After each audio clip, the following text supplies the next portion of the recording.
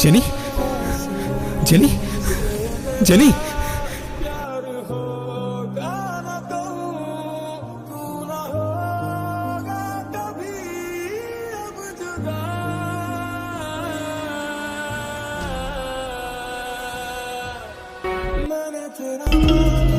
রাজশাহীতে এবার স্বামীর হাতে গৃহবধূ খুন। জানা যায় কিছুদিন আগেই তারা মানিকগঞ্জ থেকে পালিয়ে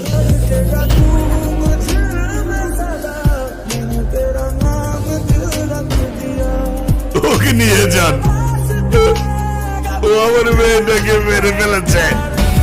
কি হয়, ওর মতো জানোয়ারের বেঁচে থাকার কোনো অধিকার নেই।